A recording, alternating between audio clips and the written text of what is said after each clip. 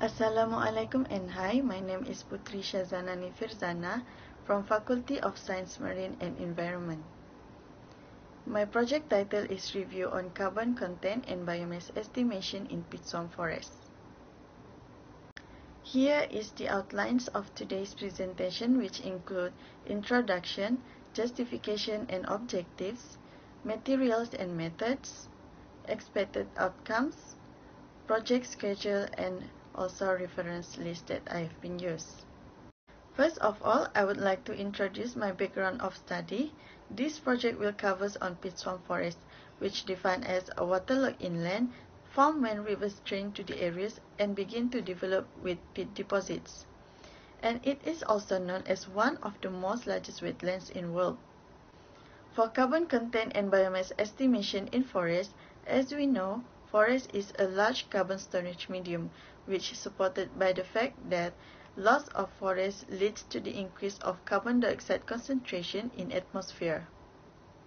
That is why research on structures and functions of these biomes are very important in order to conserve their existence. Now we move into the main focus in this study, which is carbon content and biomass estimation in peat swamp forests. Peat swamp forest, known as one of the most widest wetlands, which is important for carbon storage by storing carbon in both their above ground and below ground biomass. The role of peat swamp forest in storing carbon helps to prevent increase of carbon dioxide concentration in atmosphere, which might lead to the increase of temperature, hence resulting to the occurrence of global warming. However, this field is least concerned, and information from previous study are unsystematic. This attracted my interest to conduct this study. There are two research problems in this study. First, the existing information about carbon content and biomass estimation of peat swamp forests in Malaysia are not well organized. And the second one, the reduction of peat swamp forests leads to the increase of carbon concentration in atmosphere. For justification, by conducting this study, the lack of information about carbon content and biomass estimation in peat swamp forests will be filled in. And also, a lot of information regarding carbon content and biomass estimation in peat swamp forests will increase human awareness because they will see and realize how important peat swamp forests in maintaining a stable carbon dioxide concentration in atmosphere. There are two objectives in this study. First, to provide a systematic information about carbon content and biomass estimation of peat swamp forests in Malaysia. And the second one is to identify the most proactive ways to conserve peat swamp forests from reduction.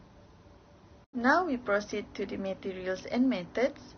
This study will be started by searching keywords such as carbon content, carbon stocks, carbon pools, biomass estimation, peat swamp forest, and etc.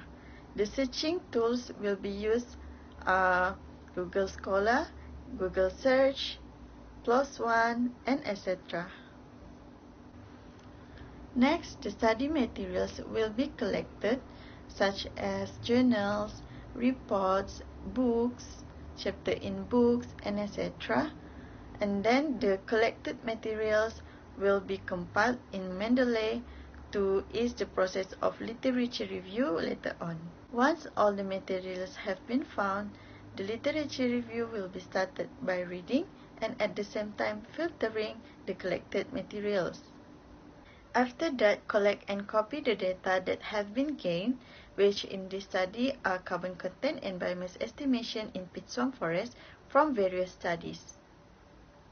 The last step is analyze the data by inserting all of them into a table. Then a conclusion and discussion will be made.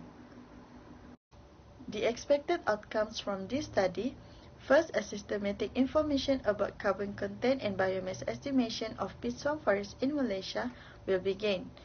And the second one, the best ways to conserve peat swamp forests from reducing will be identified. Here is the project schedule. As shown in the Gantt chart, now we are still in the middle of preparing our project proposal, which will be submitted on 10th of January. And after that, the data collection will be started, followed by data analysis. Last but not least, this is the references that I've been used to prepare these slides. And thank you for watching and listening to my project proposal presentation. Assalamualaikum and goodbye.